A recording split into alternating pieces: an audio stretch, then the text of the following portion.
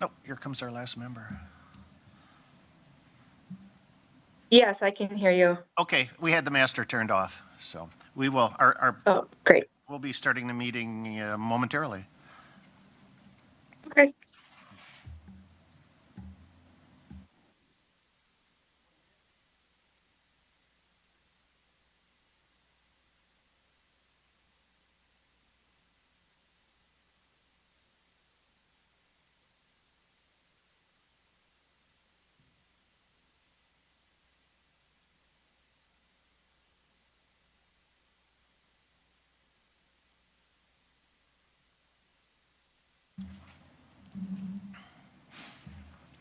Good morning. It is Monday, June 22nd, 2026, approximately 8:30 a.m.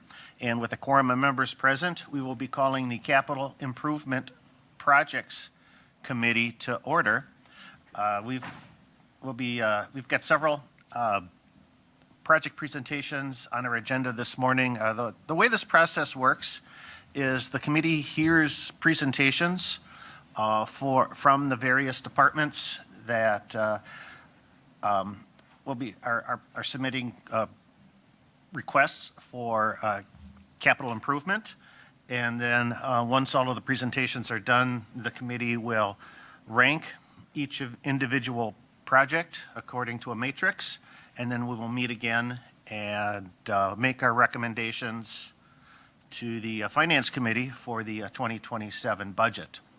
We're gonna shuffle a couple of these presentations around just because of the time for that our presenters have available to us. So first off, we're gonna do Parks and Rec, and then second, we're gonna move the Wausau Downtown Airport after Parks, and then we should be able to do the rest of the presentations in order. So I see that Jamie Polly from Parks and Rec is with us virtually this morning. I see you're logged in, so hopefully you can hear us, Jamie, and we'll let you go. All right, I can. Can you hear me? Yes, I can. Thank you. Okay, great. Thank you for letting me do this virtually this morning. So I have in the packet 3 projects. 2 have been repeat projects, but 1 is a new project, and I'll go through them. I'm not sure if you have them all in front of you, but they should be in the packet. The first one that's a new one this year. It's not a new project. We've had an ongoing tennis court replacement plan for quite a few years, and we were able to do a tennis court maybe every 3 years or so. Last year, we did the Alexander Airport tennis courts, and we changed those into pickleball courts. But the one that's being brought forward to today is the Oak Island tennis court replacement. We have 6 courts here. I've put in there a number of pictures where you can see the courts are in very bad shape. I did have this on a CIP request 3 years ago, and then Alexander got moved ahead of that. Oak Island is the only place in the city where we have more than 2 courts in one area. This was heavily used by Newman School District in the past. However, they built their own courts now. So this is a request. The amount of money that I put in for the CIP would be to redo all 6 courts and have this be like our main hub of tennis courts. And I think eventually fade out other tennis courts as the school districts now have all built their own. We have 12 courts at East, 10 at West, and 7 at Newman. So there's a possibility to do all 6, or we could reduce this down. I think this is more of a Parks Committee question if we were to get funding or as this moves forward of whether we keep 6 courts here or only go down to 4 or go down to 2, or maybe change these all into pickleball courts and then have tennis courts just at Forest Park, and 3M and Pleasant View is still where we have tennis courts. So this is one that tennis at Oak Island has been heavily used. So this is being brought forward now as if we don't do this, we have to do something with these cracks between the courts because they are a safety hazard. So we're looking at doing something temporary this year. And then if they're not redone, potentially having to close them next year if we cannot get something where they're completely safe. So any questions on the tennis courts, or should I go through all three? And Committee, why don't we ask, I think, questions individually? Otherwise, I know, even though you only got 3 projects, it gets kind of hard shuffling back and forth. So, committee, any questions on the tennis courts? Wadinski? Can a tennis court be dual purpose, but will also pickleball? Do you have your microphone on, or? The mic's on. Okay, then it's just me. Jamie, can these be striped as a dual purpose, or are we gonna keep these as tennis only?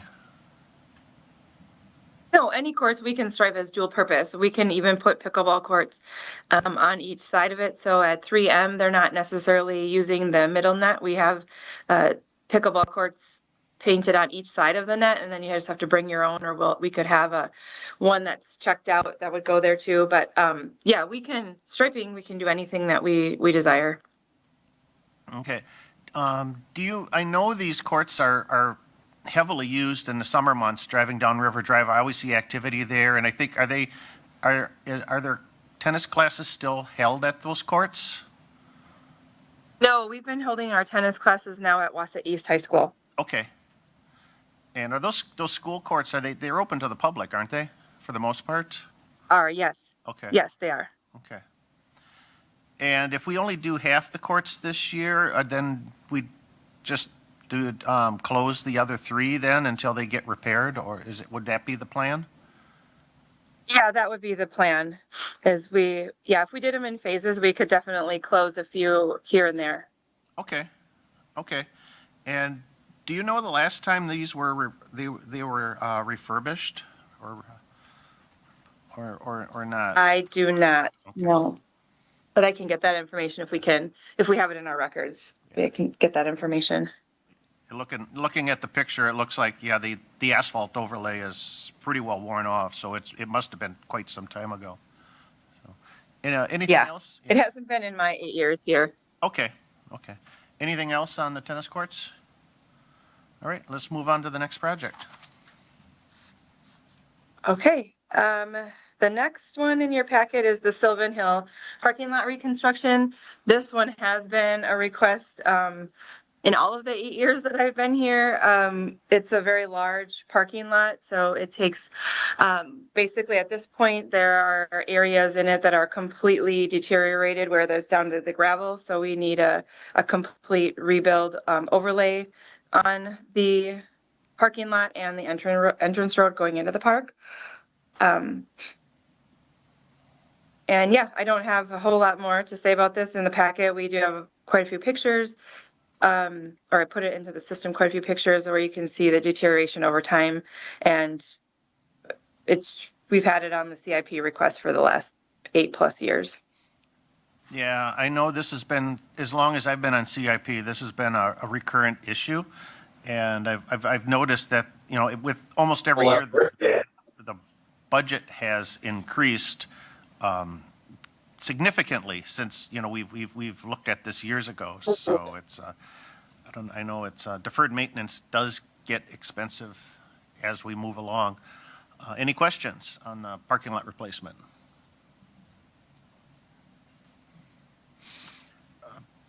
Joe Jean?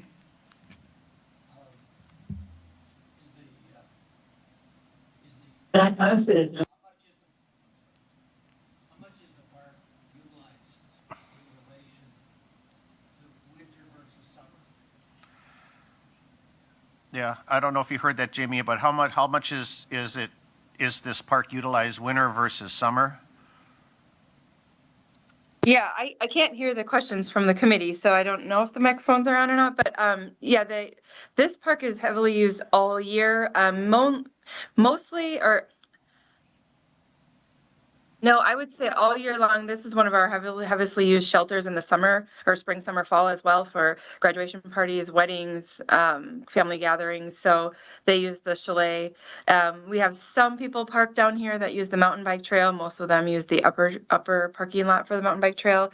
And then this is what heavily used for the tubing. So this is a parking lot in a park that is used year round. Okay. Any other questions? All right. Not hearing anything. Why don't we move on to the third project? Okay, the last project is our playground equipment replacement. So prior to me starting, we had started an annual replacement of all the playgrounds within the city, and we have 2 left. That's what I was thinking. Hold on, sorry. We have 2 left to do, and these have been on our CIP request for a number of years as well. They don't qualify for community development block grant funding, which I've gotten for many of the other playgrounds within the city, but we have River Highlands to do and Westview Terrace. River Highlands is up on the northeast side, and then Westview Terrace is over by Wausau West. And so these playgrounds have reached their useful life. The amount that I'm asking for is for both playgrounds, and we could do 1 playground this year, 1 playground next year, but these would be the last 2 to replace all of the 13 playgrounds within the city over the last 10 plus years. Okay. Yeah, and I know we've deferred this project from last year. These are the newest playgrounds, the newest built playgrounds I know in the city. So that we had a little bit of extra time we could squeeze out of them. But I think, you're right. These are getting close to end of life. So questions from the committee? No. Yeah, we've deferred these playgrounds a couple of years now. Yeah. Okay. All right. And then I know the last thing on your list is parks rolling stock. So while it's not a request, while it is a capital investment, it's not a request that's automatically, that the committee needs to rank. But this information's here for the committee's informational purposes. So I don't know, Jamie, do you have anything to say about the rolling stock?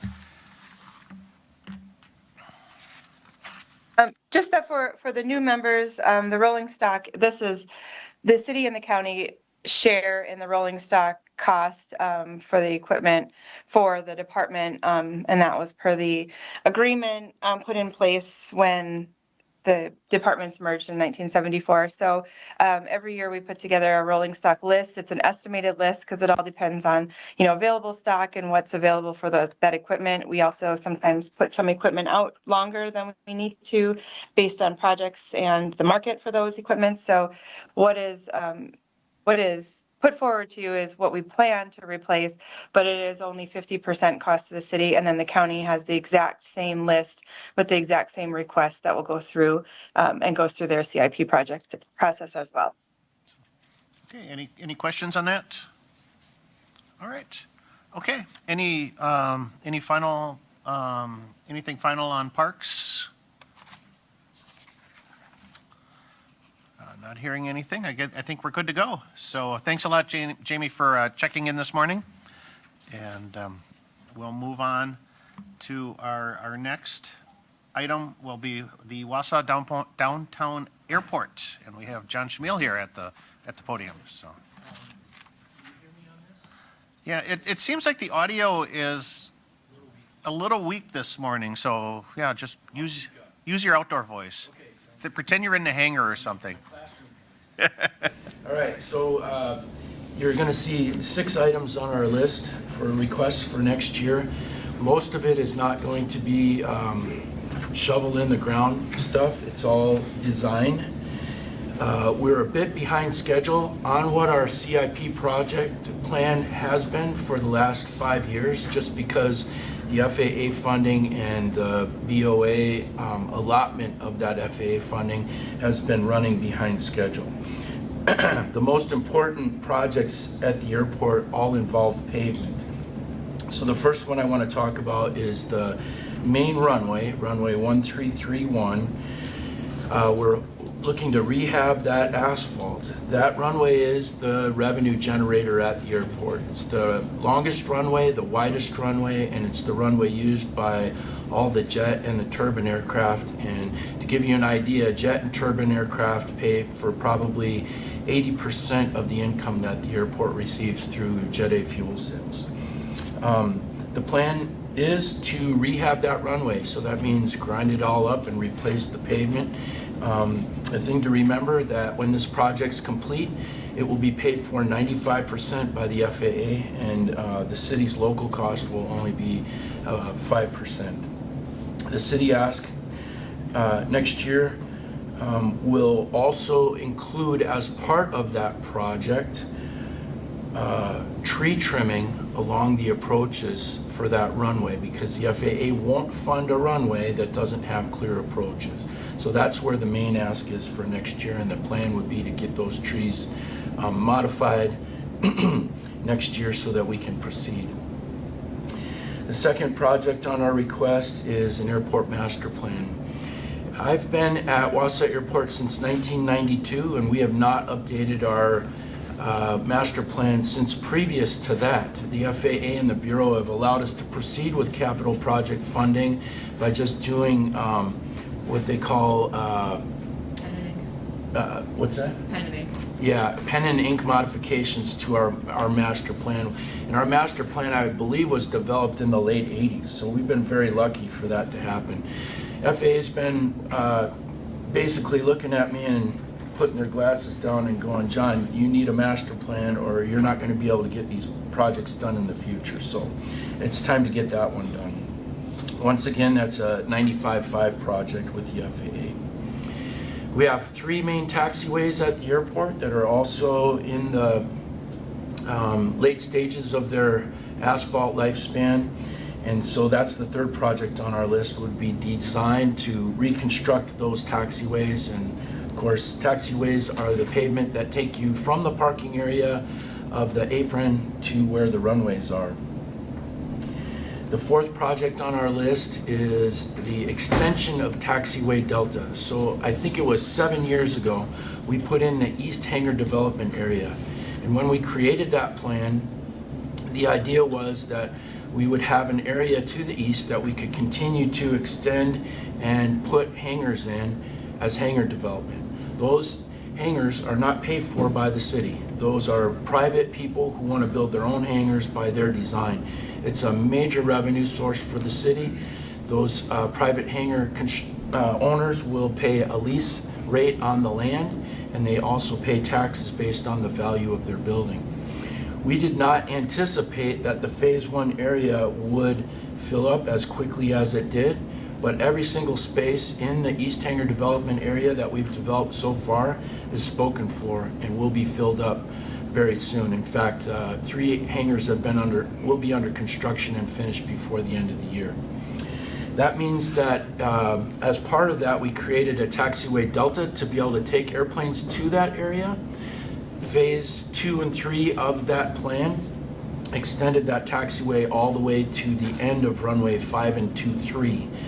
And so if we are going to continue to develop the airport for private hangar construction, Taxiway Delta needs to be extended as soon as possible, because right now if somebody requests to build a hangar at the airport, we are unable to do that. That private hangar construction is probably the single most important way that the city could have to generate revenue at the airport. The fifth ask on our request for next year is a video sign on Lakeview. So you can see these video digital signs that businesses have along Grand Avenue and other places that advertise the activities that take place at their airport. The Wausau Airport is one of the most active airports in the state. We have many programs that are facilitated by the city, such as the air show this weekend and the Air Venture Cup race during Air Venture in Wausau. But we also have educational programs that take place through Wausau Flying Service and Learn, Build, Fly. So what I've done is I've talked to Learn, Build, Fly, and of course I represent Wausau Flying Service. And our request would be that we would go, we would partner on having a video sign that would promote airport activities at the airport, with each party taking a third of that cost. So even though the cost of the sign is $30,000, we would split that 3 ways. It's not showing that there are other sources of income, but I know that Wausau Flying Service has agreed to pay for a third, and I have initiated conversations with Learn, Build, Fly. So the city would receive the asset of the sign and be able to use it. but they would get it at a third of the cost. And then the last thing would be to reconstruct, design for reconstruction of taxi lanes 1 through 4.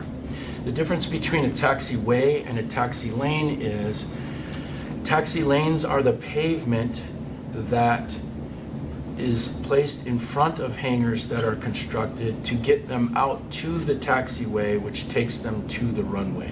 So the pavement that's in between all our hangars is at the end of its useful life, and so it's time to reconstruct those. Just to let you know, it looks like we're asking for a lot of pavement over the next 2 years, and we certainly are. But that's not how we planned it. I want you to, if you look back in previous CIP requests that the airport has done, we've been trying to get pavement projects done ever since COVID. That was our plan, but there was a real slowdown in those projects over the last 5 years. We were very pleased that we received funding to reconstruct our secondary runway 5 and 2-3 last year, as well as our apron last year. So we are starting to see pavement projects occur again. The sooner we get that design done, the better chance we have of getting those asphalt projects completed at the airport. And that's why we're asking for that for next year. Okay, so, and just to clarify things, you know, when we look at these projects from the airport, now you say that most of these have a match with the FAA 95.5%. So say like taxiway A, B, and C reconstruction is a $3.6 million project. Our share of that would only be 5% of that value, correct? That is correct. Yeah. Yeah, so I mean, if you really want the bottom line here, we're looking at $12 million worth of projects over the next 3 years, and the city's portion of that will be $718,000 spread out over 3 years. Okay. That's Yeah, a lot of bang for your buck. Yeah, we get some incredible matches from the government on this. So it's amazing how we can stretch our dollars at the airport. So, committee, any questions? Mr. Jean? Did we get the money, help me understand, do you get it up front or do you get it as you proceed with the project, like the master plan? Okay, so take for instance, there's a couple of these projects like if you look at the design for taxiway Delta extension and the design for taxiways 1 through 4. In the past, what's happened is, and I don't know why it's a change in procedure, but the Bureau of Aeronautics has said, we need you to pay for your portion up front, and then we reimburse you $50,000 on the back end. Okay, so like in the last 2 years, that was sprung upon us after the fact, and so we actually had to go. You remember when we had to come back and we had to ask for the money up front? Yes. And we said, hey, we are going to be reimbursed for this. So that is now what the procedure is. So even though we will have $308,300 worth of requests, we're actually going to be reimbursed 100? 150. Yeah, 150 next year out of that. Okay. Any other questions? Mr. Jean? This is more of a comment, but I see the master plan being a paramount issue for you, otherwise we're gonna get bogged down in. For sure. I mean, ideally, I'd like all of these projects, but if I had to prioritize, the first 2 on the list are incredibly important. 1331, which is our main runway, is starting to show the signs of failure that our secondary runway showed about 3 years before we got the construction done. And by the way, the year that we got the construction done on 5 and 2-3, we could literally go out there and tear off the surface material by hand. It was in such bad shape. If we don't have a solid primary runway, we are going to lose traffic, and that's a huge source of revenue for the airport. Yeah, that in effect, that closes down the airport if you don't, if your main runway is out of service. Correct, and Joe's correct in the master plan. Now, they have been very nice to us, allowing us to do pen and paper, but they want to see that we're getting serious about the master plan. Okay. Any other questions? All right. And so while we're looking at, so, almost $17 million worth of projects, so these are spread over a 4-year period. So really, what's coming up for 2027 is the $969,500, which a significant portion has a 95% match to it. Correct. Yeah, I think in the end, we'll have spent 150, let's see here, let me do the math. And one thing I just wanted to note, as I was putting these projects in, on the taxiway A, B, and C project, Yeah. in the funding allotment, it looks like the city's portion is larger than the grant portion. Those two were just flipped. I let them know, but it was after the books were printed. Okay. So, yeah, so the city would have the $60,000 cost, but 50 of that is reimbursable. The other 190 is the FAA funding. So they're just flip-flopped. It looks like the city is paying a much larger chunk. They're just in the wrong spot, so. All right. So what I wanted to conclude with what you were saying, we will need the 308.3 up front next year, but the actual expenditure by the city next year because of the reimbursements will be 158.3. Okay. Anything else? Not hearing anything. Well, thank you, John. Thank you. Yeah. Item next on our, One other thing. yeah. Everybody come down to the airport Friday and Saturday for the air show. Yeah, air shows this weekend. And committee, if you haven't been to the airport recently, I suggest you go poke your head inside and take a look, because the renovations of the terminal are just amazing. Yeah, Totally amazing. I would agree. Thank you. All right. Let's see, next up is the fire department. I don't see anybody from fire here. Okay. He's in a different meeting. He'll be here soon. All right, so I think there's a police and fire commission meeting that's running concurrent to this, so we will move on. We'll just shuffle things around and move on to the police department, because I do see the Captain Payton and here and excuse me.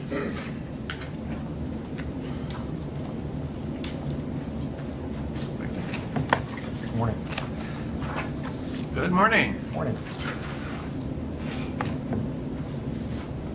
I'm Celise in my book here. There we go.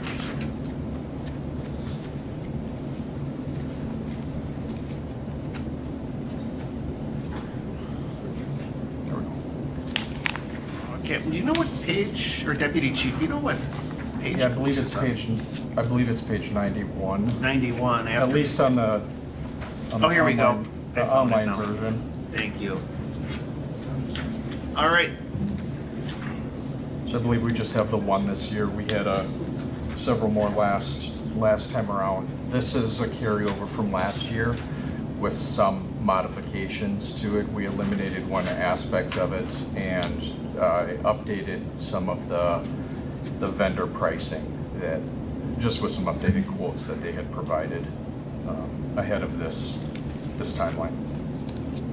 And this is for special event safety enhancements, specifically a vehicle barrier system that would be used to safeguard the many special events that we hold here in the Wausau area.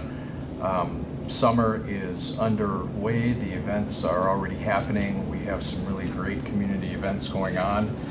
And unfortunately, we live in a day and age where we truly need to safeguard those events. We've had unfortunate situations around the country, some horrific situations. We've had terrible situations even here in the state. And that is a concern of the police department, to make sure that these events, which in many ways become the lifeblood of our community, they really define what Wausau is, the many great outdoor concerts and functions and festivals.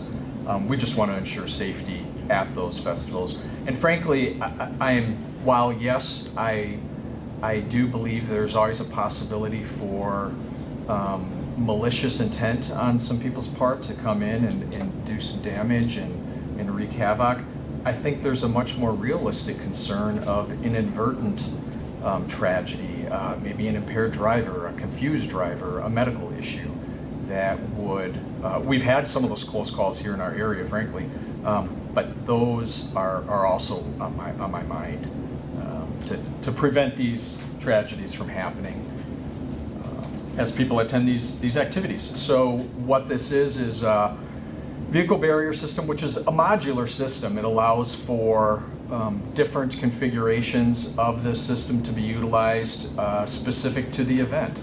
So if it were a matter of a road closure around the 400 block or around a specific area, this could be used to do that. If it were for a parade route, this could do that as well. If it were an impromptu use for public works employees that are dealing with a major road issue, and instead of just putting up some wooden barricades or something like that, or having to park a vehicle there, these barrier systems could be put in place to ensure safety of those individuals working on that issue. So I think that there's a lot of utilizations that a system like this could be used for to ensure safety, public safety, and safety of employees, frankly. If there's any questions about Are there any questions on this project?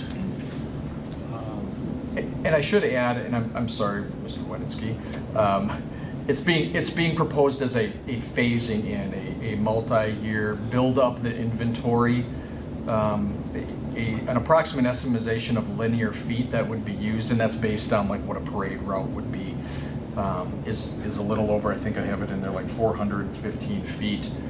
So using that, it was phasing in, kind of building up that inventory. The various vendors offer different ways to do that. One in particular that I focused on for this, they offer various sizes of units that you can buy, anywhere from a 32 unit or 16 unit box to a 72 unit trailer that can be pulled on site and set up. So these things are, you said these things are modular, so you have this kind of estimated by the foot. So what are they? They're like, kind of like, I don't building blocks then that are kind of hooked together depending on how Correct. Yeah, wide they're. I don't know if you have access to the image that's in there. You can kind of see the image where it shows this yellow barrier system there. They're connected by a series of kind of these crossbars in the metal pins in there. And what each of these units consists of is like an L-shaped metal kind of bracket. And when a vehicle attempts to drive through that, they're driving over the bottom extension of it, which then tips over this L, which digs into the ground. The bottom of the L then hits the undercarriage of that vehicle, impeding its forward motion. So they are like that specific model. Again, there's several of these out there, but the one that's featured in that picture, or that style, I should say, that is designed for a single use, meaning if a vehicle runs into it, that section of unit, like that's done. You would just need to purchase another one of those, or you would have to go without. But because they're modular, you wouldn't have to buy another whole 600,000 unit set. You would just buy that one or two or three that were struck by a vehicle if it were one lane of traffic. There are other vendors that offer a reusable solution, if you will. These are units that weigh up to 700-800 pounds a piece. They are connected by steel cables. I'm sure those are also very effective at stopping vehicles. I think from a mobility standpoint, there's a little bit more to it as well, just because of the weight and things like that. But there are communities around the state that do use those, to some mixed reviews. Green Bay has them. I just saw them there a couple weeks ago in use. I talked with one of the individuals there at the police department and their public works, and they were like, yeah, they're okay. They also have some of the other unit as well, and they're a fan of those. But I see that Nina or Menasha just signed a contract with these heavy duty ones. So it's just kind of community specific as far Sure. as like what I suppose what what the works community is best interested in. for, Yep. so this is phased in over 4 years. Do you know, so in the first year, how many intersections that, that would block off per year or? Yeah, let me see. Of course, I left that one piece back there. Oh, hold on. Because I know. So that first year would be a 72 unit trailer. And so that is, I might have left it on my chair if I grab that.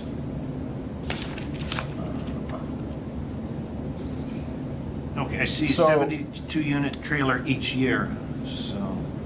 Yeah, it's gonna cover approximately, I want to say that the 72 unit, oh, there it is, about 120 feet of coverage for a 72 unit trailer. Okay. Now, that's when you're figuring like a curb to curb coverage. So when I came up with the 415 foot as sort of this ideal, that's not necessarily curb to curb. There's going to be a little bit of leeway in there. So, I mean, let's be honest. If a vehicle was intent on getting around a barrier, they're going to get around a barrier. They're going to drive onto a lawn. A curb's not going to stop them necessarily. But from ease of deployment, from effectiveness in stopping the vehicles, from the videos that I've seen, really, frankly, from any of these vendors, probably much more effective than the water-filled jersey barriers that we're seeing, which are good, but I mean, I can't speak to that specifically. Maybe Public Works can. That can be, that's a task in and of itself to have to get something on site, fill it up with water. It takes a while, drain these, move these. Whereas having these trailers where they're loaded on there, they can be, quickly offloaded. Whether I only need 7 or 8 of them to block one narrow street for a block party in a residential area, or if I need 200 of them for a larger event, it's scalable in that sense. Yeah, I know we're piloting some of the water-filled barriers this summer. The Room Tax Commission purchased a few. Yes. But I haven't heard how well they're working yet, or what the, if they're how, not necessarily the effectiveness, but the, how the deployment of them is going. So, okay, any questions from the committee? Unfortunately, we're not, I see a question in the audience, but we're not agendized for public comments, so. I have a question, Yeah, but I can Alder. defer, Oh. I can defer to Enos first. Mr. Wadinski, did you have something? Yes, the drone, you have a drone in here? So that was, last year was the request to include tethered drones as well. We pulled that from the request from this year's, from this year's cycle, just for kind of ease of use. We're going to tackle this one piece at a time. That consisted of, again, a tethered drone that would allow a power source to keep drones up in the air for overwatch, to monitor crowds. We currently, we have a department drone. We've used similar things. We have pole cameras that we use on our command trailer that we'll bring out to the fair, for example. We think that would add an added layer of safety to those events. In the interim, we feel that the safety on the ground, blocking vehicle traffic is more important at this point. Okay, so this excludes the tethered drone. Correct. Okay. Alder Haneke? Yeah, I just wanted to ask, are these like a one-time use? So if we have an instance where it's needed and used, is that pretty much that unit would be done in replacing? Yeah, so kind of like I was saying before, let's say we had 50 of these modular units that all link together, and let's say it takes 8 of them to block 1 lane of traffic. If there was some type of an incident where a vehicle attempted to drive through that section of the barrier and struck the 6 or 8 or 3 of them or whatever and flipped them over, those separate units would need to be replaced. None of the others, obviously. And so you can buy them like as one-offs, like, hey, we need 2 more of these, or we need 5 of these because we had an incident, as opposed to saying, well, we need another 72 unit trailer. I have seen or heard of some other communities that have purchased systems like this, leasing or renting them out to neighboring communities and agencies who are hosting their own special events as a means of kind of recovering some of the cost of that or offsetting some of that. So those could be things that council could entertain. I think we have a lot of great activities going on, not just here in the Wausau area, but there's neighboring communities that might have an interest in that as well, whether it's a sheriff's department or, you know, some of the municipalities around here. Just the only other question that I have then too, just looking at capital projects and the longevity, like the lifespan of the investment, do these have like a expected use of life, like the company that we're working with, do they give you an estimate on how long these will still be effective? Yeah, I don't recall seeing an actual, like, not expiration, but if you will, like hey, these probably should be replaced after X amount of years. At least not on the smaller ones that I saw. I think the older ones are pretty indefinite, like or the bigger ones, those heavier ones are pretty indefinite, is my guess. They're all a heavy-duty steel that are connected with these pins. Again, maybe some of that would be contingent on how they're stored. Are they left sitting out in the open? But really, when you're purchasing from these vendors, they're saying, hey, buy this many. It's going to come in a covered, customizable trailer that can just be parked and then pulled away for ease of deployment, packed up again, back inside, and then parked away again and taken care of. That would be my expectation, is that we would, like anything, any resource that the city provides for the departments to carry out their responsibilities, is that we'd be responsible stewards of those to get maximum usage out of those. Because this is not it's not a small ask in terms of finances. Yeah. But neither is the safety of our citizens is no small thing either. I think I see here on useful life, approximately 15 years, it does say in the, Yeah. on On the one, thank you for. On the one, yeah. And this would, I think you mentioned this, leasing these out, renting these out to other communities, because this is a large investment, and I would imagine, places like, Mosinee, Marathon City, Edgar, even Merrill, their communities may not want to invest in this type of a product, but have that absolute need that we do, and a lot of events don't overlap. So. Correct. So, for example, I spoke with a representative from the Cheyenne, Wyoming Police Department, and during the Rose Bowl in California, they responded by having staff trailer a bunch of their modular systems out to assist with the parade routes and crowd control for a large event like that, states away.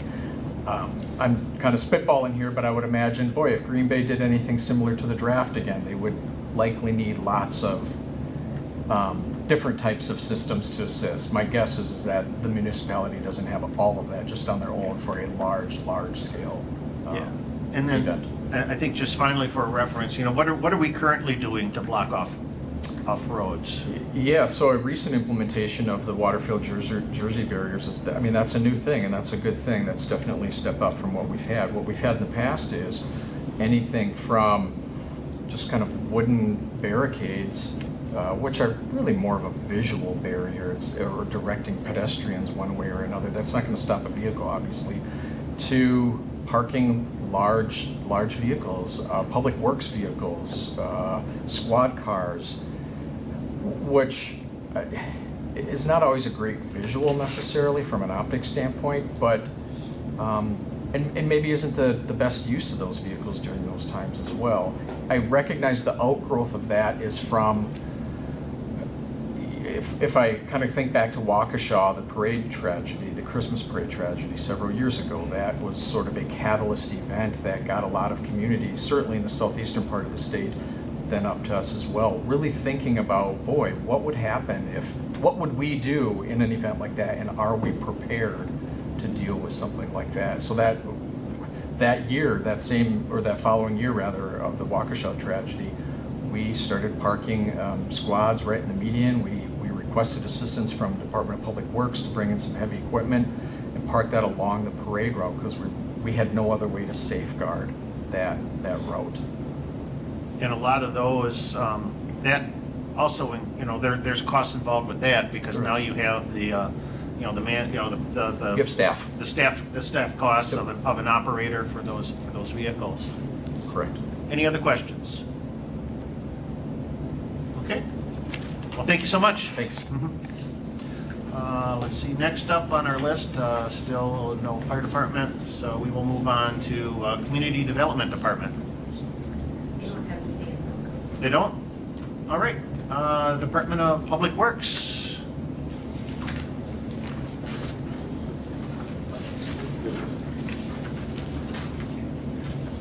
I know there's a lot of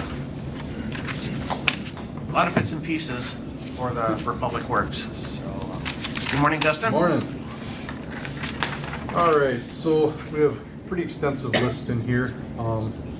Really, there's only, next year's plan, there's really only one new project in there that hasn't been in here before, and that was for the asset management solution for some software. And basically, I think the cost there is for what it would cost to kind of implement that project, basically to get us a asset management software so we can track all of our work in the city, everything we do now. A lot of it is paper lists and staff knowledge of things we got to check over each year.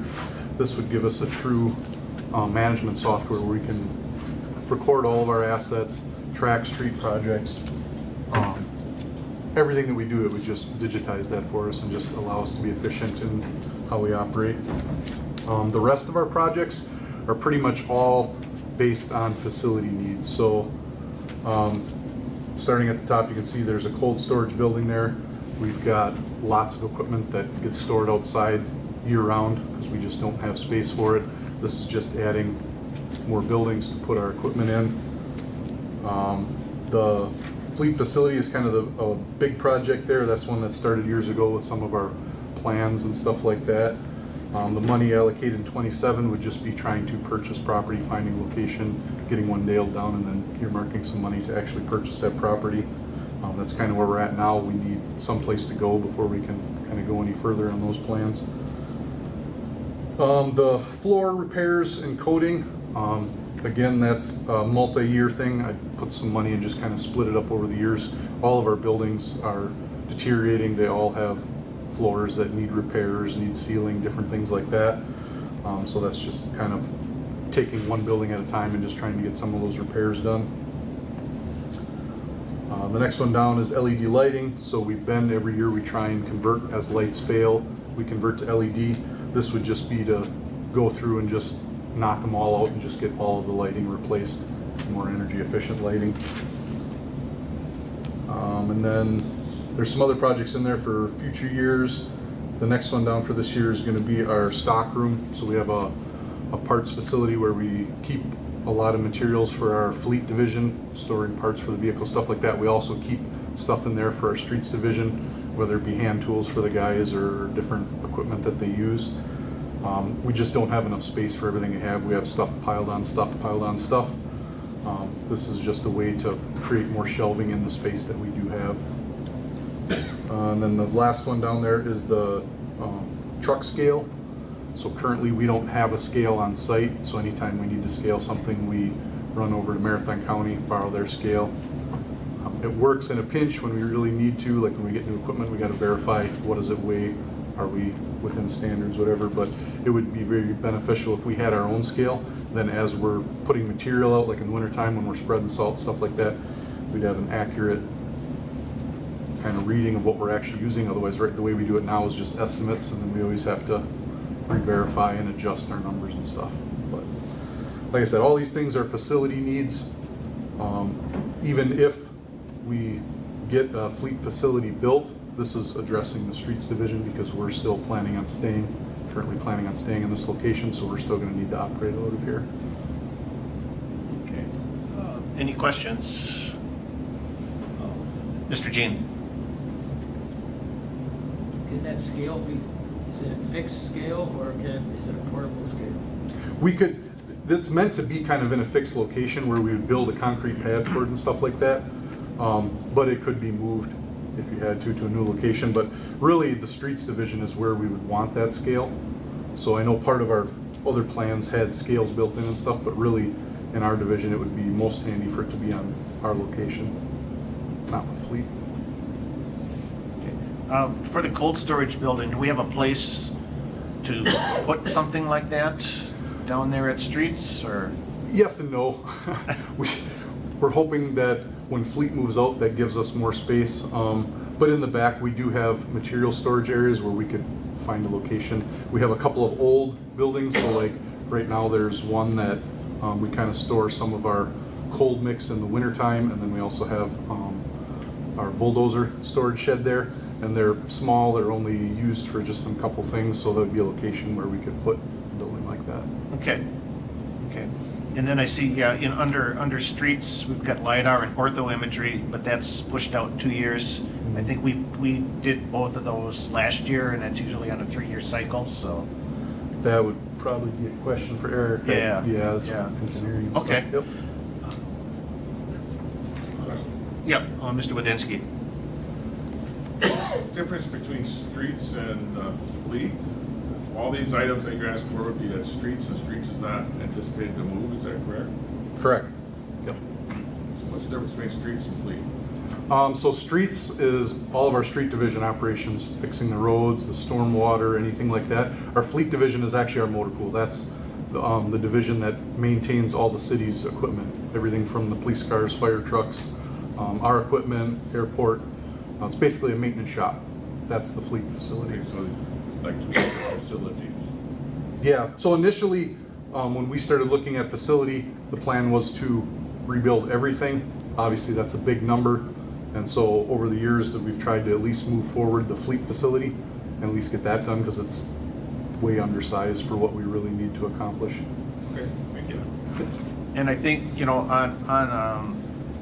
your point on fleet, the fleet facility planning, design, property purchase and construction, that $4.5 million figure, that's estimated for land acquisition costs, I believe, because that's our big stalemate right now is where we're gonna place the fleet facility. We haven't found an adequate location yet, so that number could be less depending on, or it could be more, I suppose, depending on location. Any other questions for streets? I know most of these have come up in previous years, so they just haven't met the threshold of our ranking process, but they're all important. I know important projects. Anything else? All right. I think we're good. Thanks, Dustin. Next is, who's next on DPW?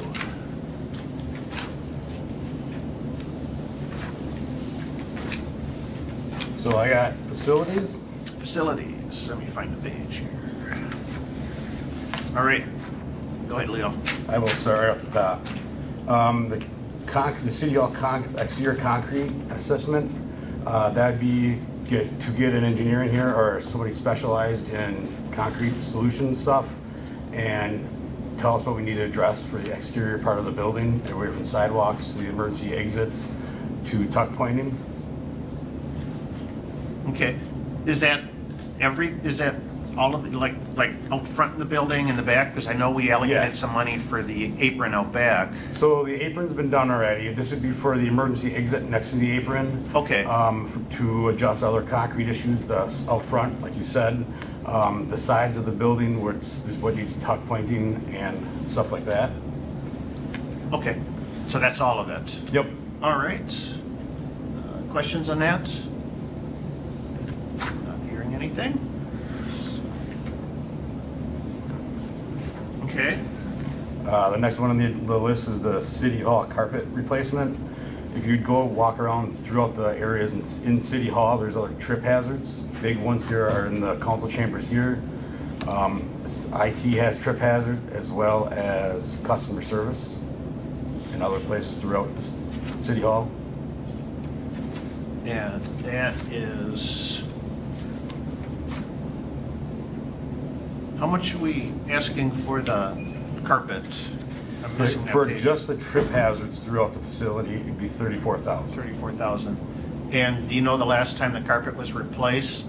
I think it when it got remodeled, and I don't remember the exact date. That was early around 2000. 2000, 2001. Yeah. So the carpet is definitely over 25 years old. Yes.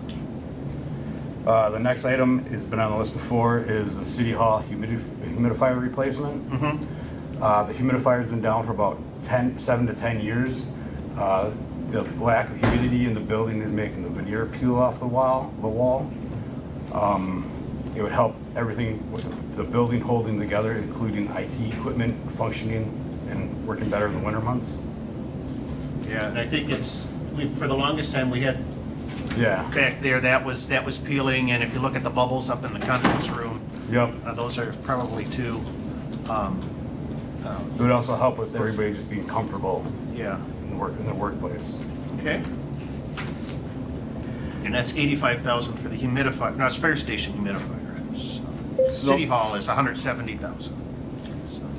All right, Okay.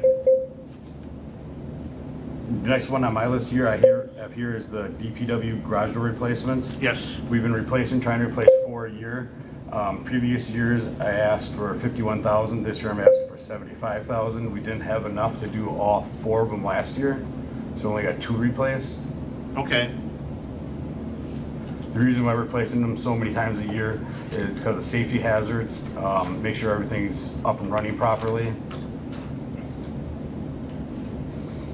all right.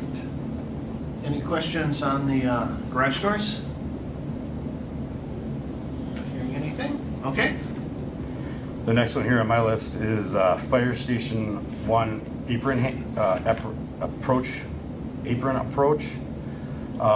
We are getting the back done this year, getting the trip hazards and the stuff that's all breaking out of the concrete this year. We'd like to do the front next year to repair all that stuff that's breaking and the other trip hazards up front. and that is, so we did 80,000 last year on the back, so it'd be 70,000 on the front for this year. Yeah, the front isn't as bad as the back. Yeah. Okay. Any questions on the apron? All right. So Fire Station 2 is our new fire department. Fire Station 2 was not built with a building humidifier. And exactly what's going on here is the trim's starting to pull off the walls there. It's not as bad here. My guys are addressing it as soon as possible, but to prevent future damage and to keep everybody happy there, I was requesting for a humidifier there. Okay. That's a new install of a humidifier at the fire Yes. station. Any other questions? Okay.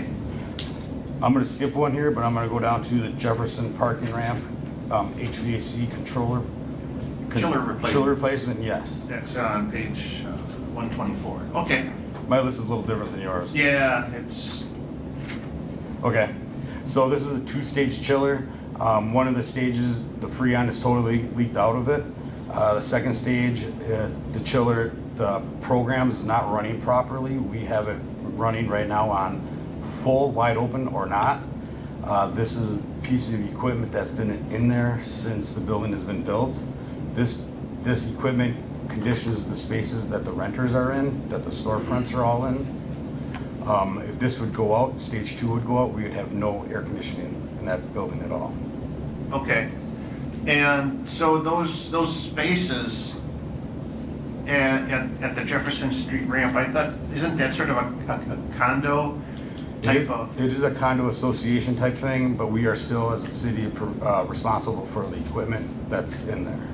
Okay, so there wouldn't be any charge to the individual condo owners for the replacement of like a chiller? That would be a finance question. Okay. I don't know that answer right off the head. I don't know if Mary Ann knows that off the top of her head either. That I don't know, yep. Okay. The next one is the Jefferson parking ramp temperature control integration.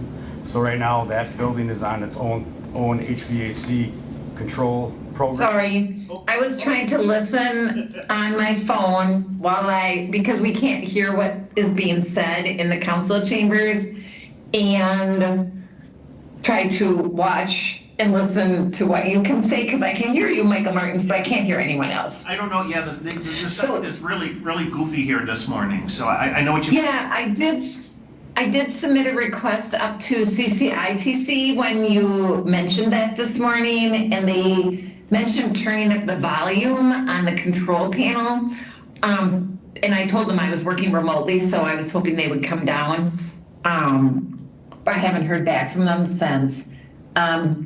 But what was the question? I'm sorry. Okay, it has to do with the Jefferson parking ramp HVAC Yeah. chiller replacement, and Sure. the individual suites in the parking ramp, that's part of a condo association. So would that? Yes, it is. Would the replacement of the chiller, could any of that expense be assessed to the condo owners? That's a great question. I would need to meet with the city attorney's office and we'd have to review that condo agreement, but we can definitely do that and then, update you once we've looked at that agreement. Okay, And then we would likely need to allocate between the stage 1 and stage 2 because the 225 that's in the budget request, that would be for both stages, Leo, or just one? That would be for the whole chiller replacement and it built into the chiller, there's stage 1 and stage 2. So it's got its own redundancy backup. so that would be, yeah, as Leo said, that would be for both stage 1 and stage 2. Okay. Okay, so we allocate the cost, maybe you already have that, I haven't drilled into that one request. And then, but I'll get with the attorney's office and find the answer to that. Okay, So the next one on my item is with Jefferson Parking Ramp again. It's a temperature control irrigation for the HVAC controls. We'll work with city halls. Right now we have 2 different monitoring systems. So we have to go back and forth for the HVAC controls to see from one building to another and how it's running properly. okay, This would be all on one system, the same system that City Hall's on. okay, so that would allow for the remote operation of the HVAC at the parking ramp. Correct. Then the last one I skipped here wasn't labeled properly. It's for says HVAC integration control. That one was for the airport. Yes. They would have controls there at the airport so I can monitor them too off-site, so we wouldn't have to come on-site to make sure everything's working properly. If we would have another incident like we had here at City Hall where the HVAC boiler loops or anything tripped like that, we'd get alarms faster. Otherwise, somebody had to go there on site after the damage was already done to figure out we had a leak.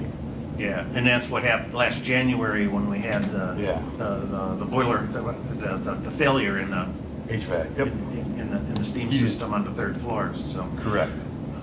okay, and that was a request that was asked for last year. As well too, yep. So, okay.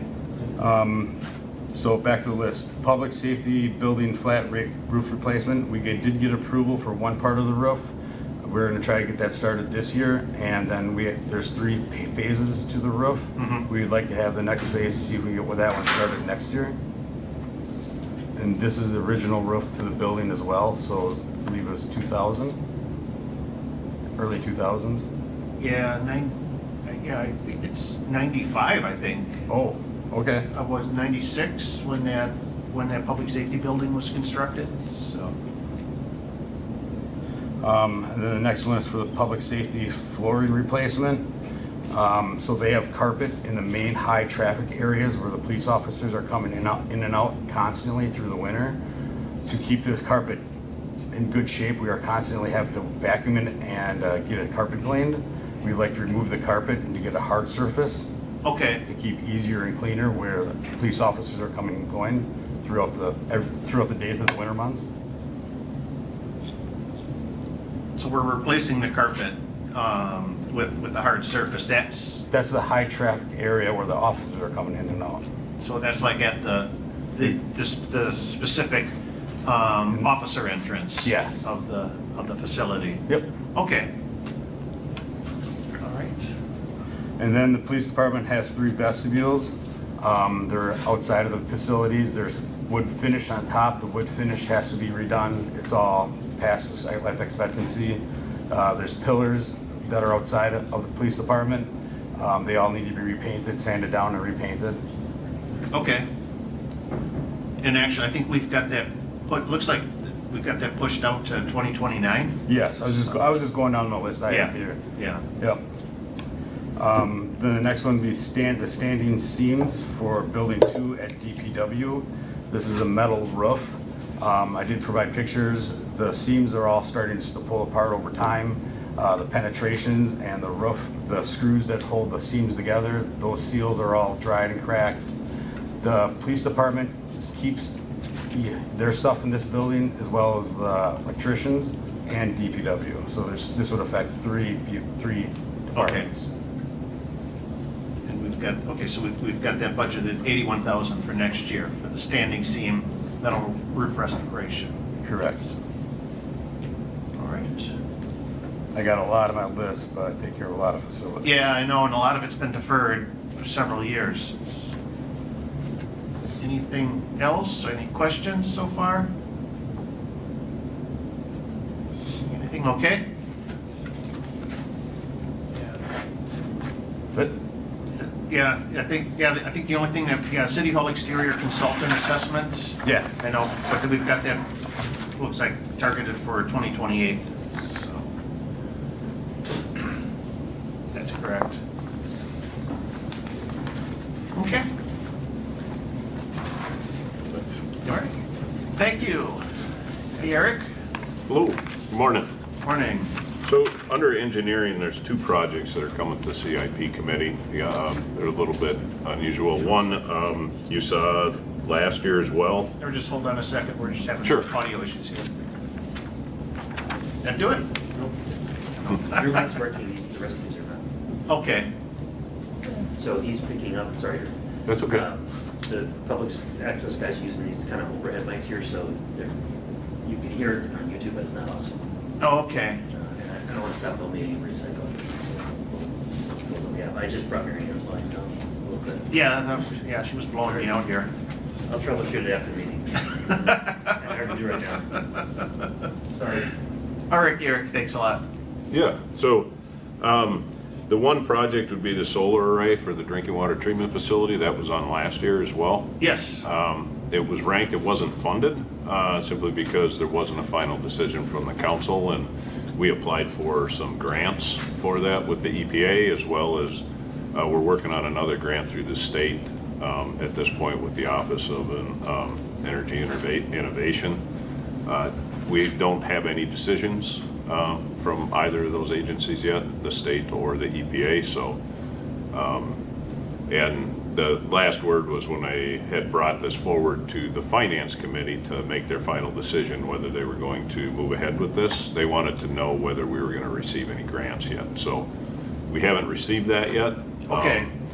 And so as soon as I do, that will be put on a Finance Committee agenda and brought back forward to them. But being as it wasn't funded, I thought it'd be prudent to put it on, the CIP committee again to take a look at Absolutely. for 2028 Do we? or 2027. I'm Yeah, sorry. and I think so far we've paid, we've authorized the engineering costs. That's correct. For the Yes. project. Yep, about 240,000. Yeah. Yep, So what we're looking now is the construction costs. correct. Okay. The other one is when the mall came down, the north side of the Sears ramp was exposed. And this project is the east parking ramp facade. Staff had looked at some different options for doing some more visual aesthetics and larger project for that, but they're very expensive, well over $1 million. So we're bringing this to the CIP committee as far as a consideration of getting some work done on that facade. One of the things is where the upper floors, where the parking is, right now we have temporary fencing there so people don't fall out of the ramp. And those parapet or knee walls need to be built up, and then probably with some railing above those, so they come up, they meet code, and people can't step off. Because before, when the mall was there, that was all enclosed, right? So there was there was a wall there. And you're talking about the north side of the ramp. That's correct. That abutted the Sears building. That's correct. So I Yes. think right now, what we're looking at for the most part is on the lower levels is just bare concrete. That's Concrete correct. block, Yeah, and concrete block, yeah. concrete blocks. And I think there has to be some, consideration on that concrete block and the other stuff that's exposed, that's never been exposed before we start getting any damage or deterioration on that. So, one of the things we wanted to do, if you authorize funding, is to bring in a consultant, probably one of our consultants is Walker Parking, to take a look at the best, most economical options to cover those areas so they don't deteriorate, and also improve the aesthetics on the north side of that Sears ramp. When we were initially looking at some things, you know, they were visually pleasing, they were, but really with the buildings going up and stuff, it's not really gonna be that visible from downtown. So it may not be, at least our conversations at the staff level were trying to do something that's aesthetically pleasing, but more economically Okay. responsible, whether that's brick or anything like that on the facade. Would this, is this something, now this might be a Mary Ann question, but would this be something that would be TID eligible? Yeah, I don't know, Mary Ann, Yes. Yeah, what's aesthetic? Okay. Okay, so that could be applied towards towards the TID. Yeah, so I would anticipate that if this was funded, we would work with the consultant and then potentially bid something sometime middle of 2027. Okay. To get started, so. Any questions on those two projects, on the solar array or the parking ramp facade? Not hearing anything? Okay, That's it. that should be it for Public Works. That's everything for Appreciate your Public time. Works then? Yep. Okay. I see our fire chief's here, so, I don't know. Chief Kopp, do you want to take it? We're holding your projects so that you can finish up your other meeting. I appreciate that. Thanks for your patience. So, is there anywhere particular you want me to start? Oh, I'm trying to Just get go to down the the list. page here now.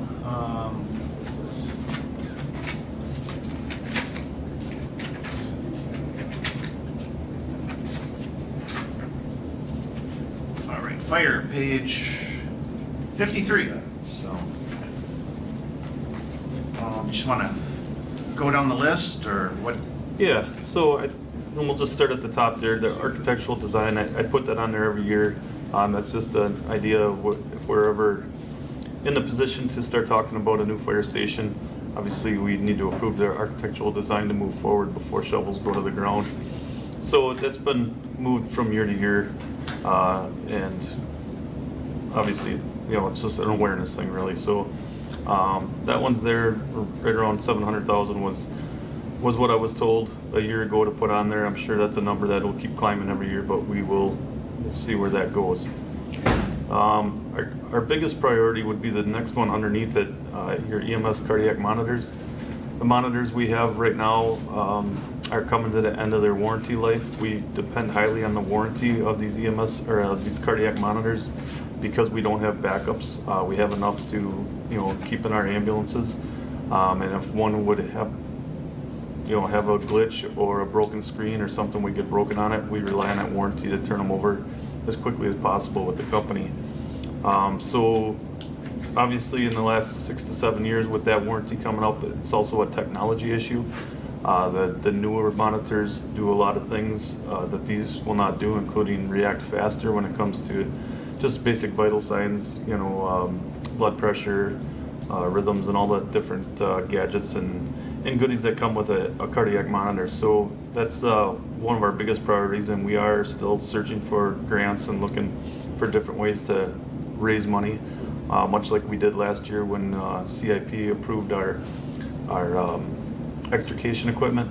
After that was approved, we were still able to find some grant money and help pay for the extrication equipment. So that's kind of what the plan would be here with the monitors, is find additional monies to pay for it. I did see down in this morning, I was proofreading it, and I see that there was a typo for, I forget what page it is, for the cardiac monitors. It said 175,000. It's actually, their number at the final is 215. Yeah. That's the last quote we got. So it is 215 and not 175. I see in the narrative it says 175, but in the budget it's 215,000 for four cardiac monitors. Missed that in the narrative. Are all four of the monitors reaching end of life that you currently have? They're all the same age, yep. And Okay. they're all reaching the end of the warranty this year. So, Okay. any questions on them? Any questions on the cardiac monitors? Mr. Rudinsky. What's the lifespan? So usually that's what they want to do is they lifespan them for the 6 years with the warranty, depending on what they are. The last time, I think we had 5 years before we replaced them with these, which was 6 years ago. So usually that's what they're looking at. You can purchase extended warranties, but you know, once we start doing that, we're looking at as much money as we waste and we could put towards new monitors. So there is the option of extending the warranty, and if we weren't approved through CIP and we couldn't find any grant money, that's probably the next ask would be to extend that warranty just so we can keep them rolling. Any other questions? All right, not hearing anything. Very good. Moving on down the list, the PFAS-free turnout gear. We've been fortunate enough the last couple of years to have this approved through CIP. The idea behind this was to replace and start ordering PFAS-free gear. That's been something pretty big in the state of Wisconsin and across the nation for that matter. We had a real nice presentation a few years back from the Firefighters Union on why this was important to them. So this $52,000 would be the third year here where we replace 13 sets of gear or purchase 13 sets of gear to get our members into PFAS-free gear. The way we're looking at it right now with the new hires and the gear that we've purchased outside of this money, plus the 13 sets per year that we get, I'm hoping with a little bit of luck that if this was approved this year and next year, then we could be done asking for this in continual years in the CIP process. So this has been a continual process, and I think this is the third year it's come up. Correct. Have you seen, you know, with using this gear for a couple of years now, have you seen any differences between this and what we normally use, or? You know, it's not really about seeing the differences. It's about knowing you're protected from, you know, when you expose the gear to your skin in high heat temperatures and inside structure fires. It's a concern about what contaminants are getting through the pores and those sort of things. And the testing that they do on these gear, and every year they get a little bit better at it, and every year they claim that, you know, it's a little bit more PFAS free than it was before. Are they ever going to be 100% PFAS free? You know, time will tell. But yeah. But they are. But They like are advertised as PFAS free. where longevity is comparable to what? Yeah, and the firefighters, you know, they feel safer, and the protective gear is there for a reason, and they want it to protect them in all realms, and you know, I want the same thing, and I think, you know, as we keep up with technology and the newer things that are out there, I think it's a great investment for the future of our firefighters. Okay. All right, questions? All right, moving on.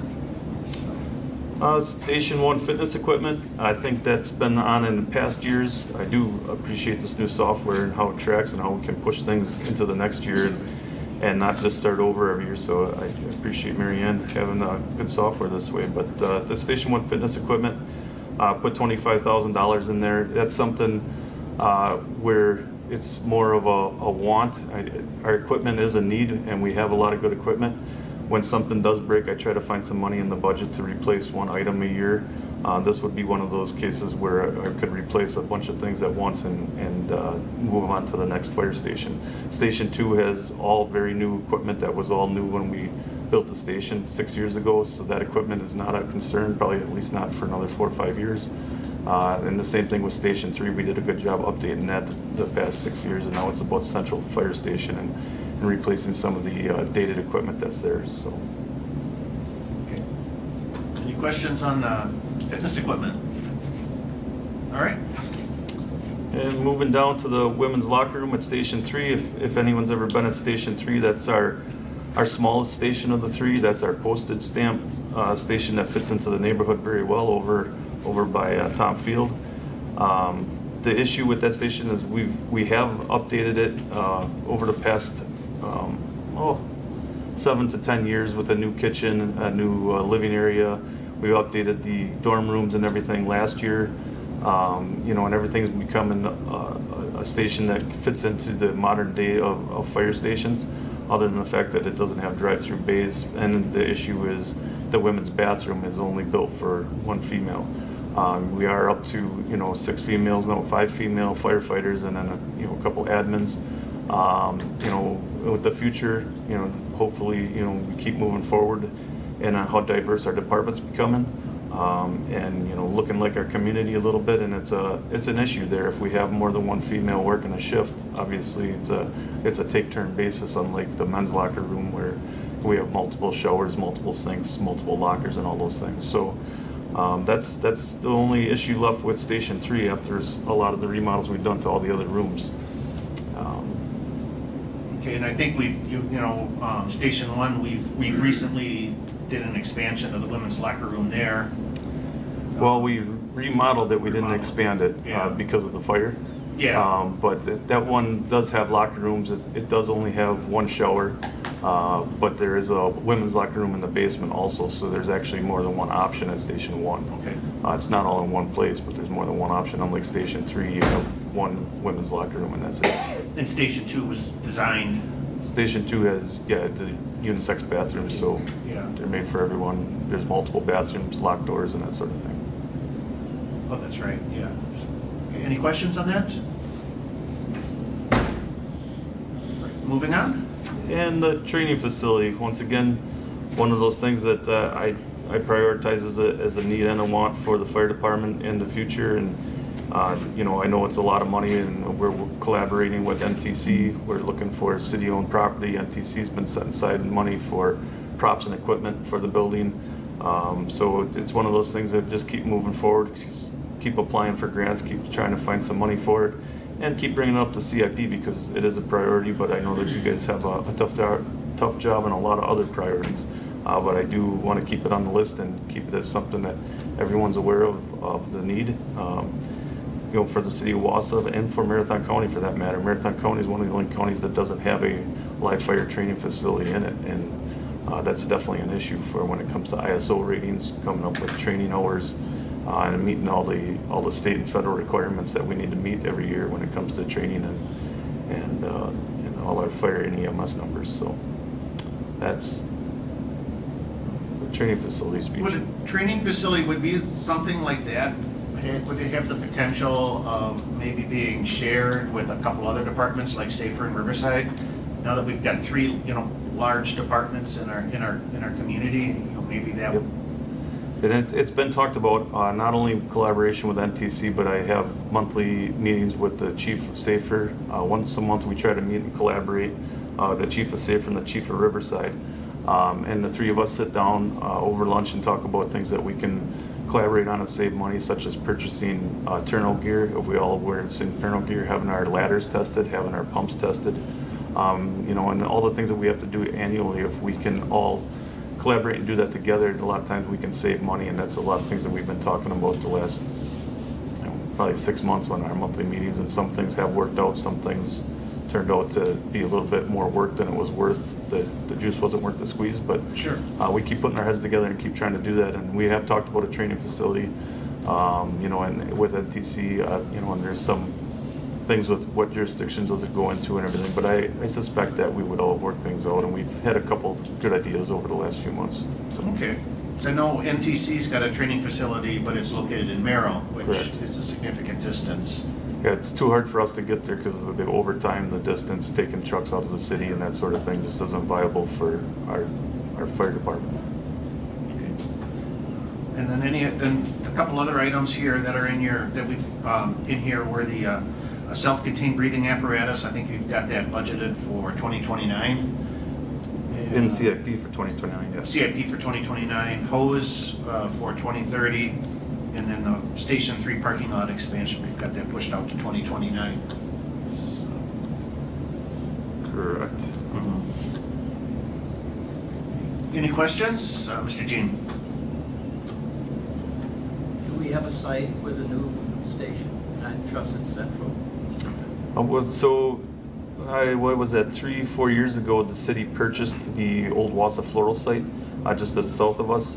As city leaders, the investment was made, with the fire department talking about the future need of a fire station, but we didn't want to just claim that property was just for the fire department. The city purchased it to use, whether it's going to be a fire department, a police department, or whatever the case may be. I know there's a lot of rumors about it. I know that, we would like a new fire station right there, but I can't tell you that that's 100% ever going to happen, depending on what the city wants to do with it. Thank Yeah, I know there's, and I know, you know, when we talked about the purchase of that parcel, it's, the intentions are for a new fire department because of its proximity to the rest of the city. But, yeah, I guess, you know, since we don't know when the new fire station is gonna be built, you know, it's hard to say 100% that's what's gonna go there. And when we had studies done, you know, that intersection is the intersection with the time studies on how we can respond in our response areas with our fire stations, and that fire station is actually right where it needs to be for responses. That's why that property was so ideal, rather than, you know, tearing down a building and starting back over if there's enough room. So there's definitely different talks that are out there, but that's kind of what the purpose was behind that property purchase. Mr. Wadinsky.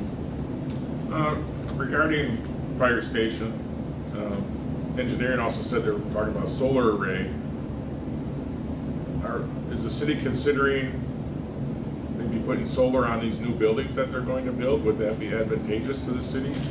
Would that have a payback to the city in the future? Would that benefit the citizens? I think that's a great question. I'd be happy to meet and talk about it. I don't, you know, off the top of my head, thinking about cities with new fire stations, I don't know many that have done that, but I think I could talk with the other city leaders, and if they're talking about doing those things, I think our flat roofs are a lot of space. I think it might be a good idea, but I don't have a whole lot of background or knowledge in that, so. Yeah, I don't either. I'm just curious if there is a payback to that. Would it be advantageous to maybe consider that when you build something new like that?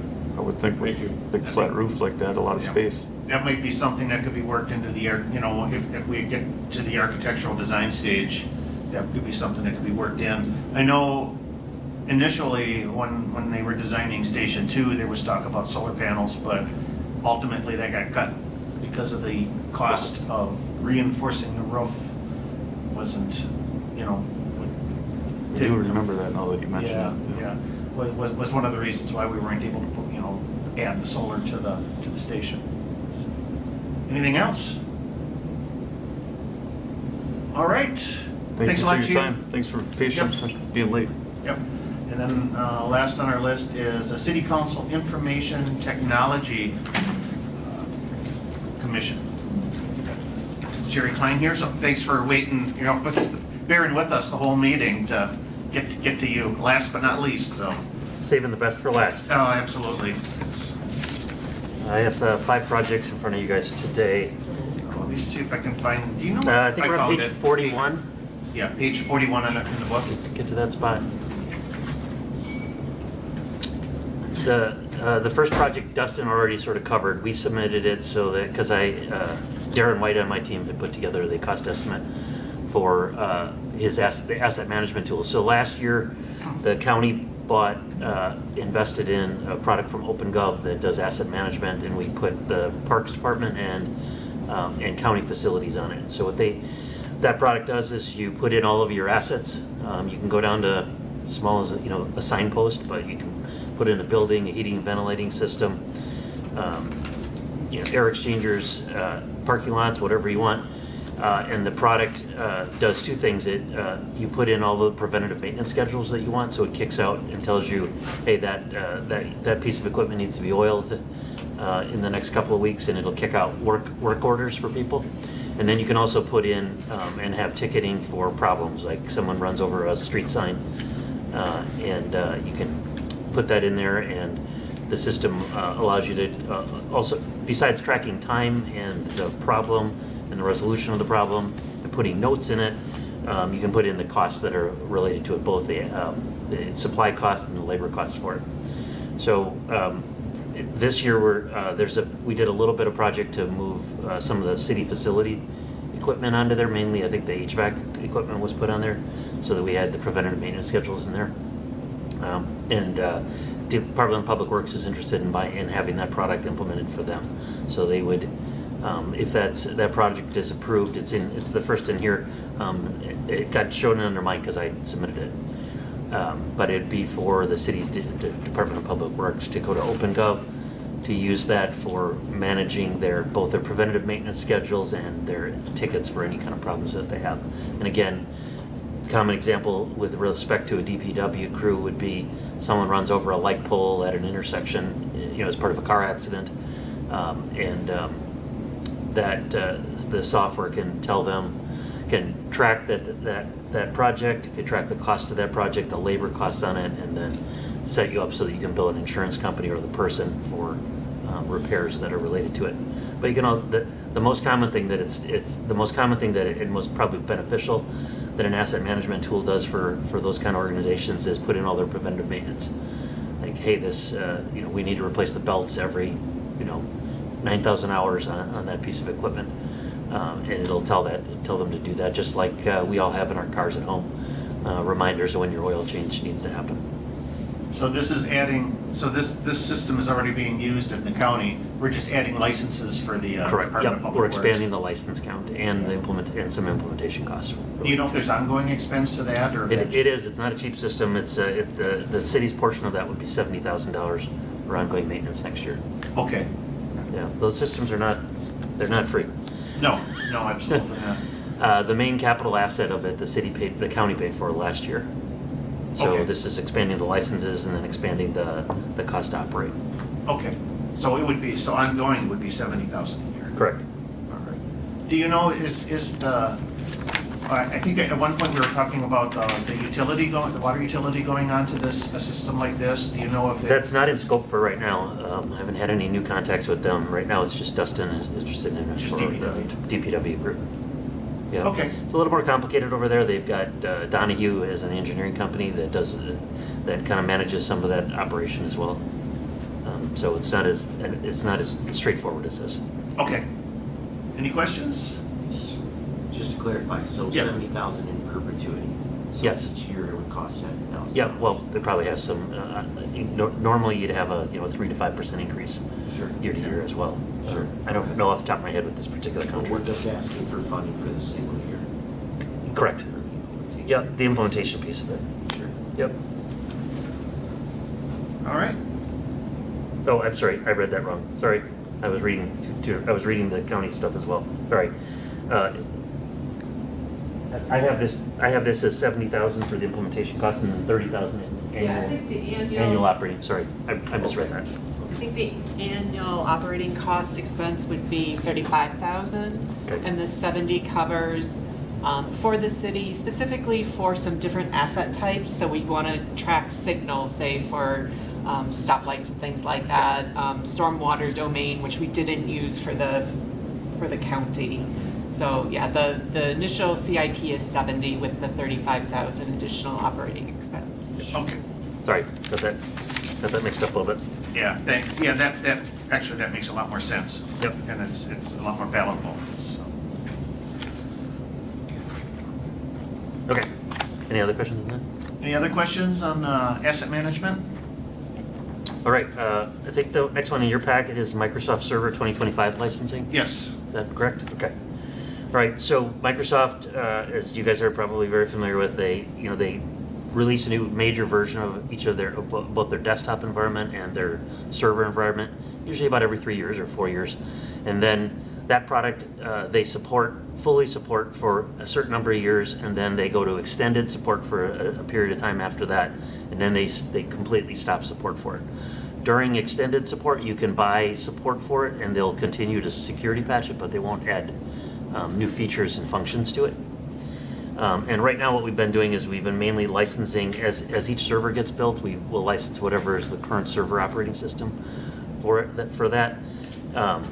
What would make the most sense and the most cost effective for the city and the county, and this is also submitted for the county as well, and North Central Healthcare, is to go to an enterprise license for Server 2025, because as we build servers out next year, if we don't have 2025 licensing, we're going to be building them with 2022 licensing, and so within just a few years later, we'll have to do server upgrades on those things. So the most cost-effective and labor management solution is to license 2025 licenses next year. So for any servers that we build in 2027, we build them with 2025 licenses. Your portion of that is $60,000 on the bottom of that. So We have a lot of stuff out in the cloud, but we still have I haven't looked lately. I think the last time I looked, we have 290 servers still. I was We're going still to on ask that thing. because I know in the last 5 years, we've moved a lot of stuff off. We have. So we were probably at closer to 350 servers a few years ago. And of course, this is across the city, the county, North Central Healthcare, all the law enforcement agencies that we support. So we have a pretty big environment.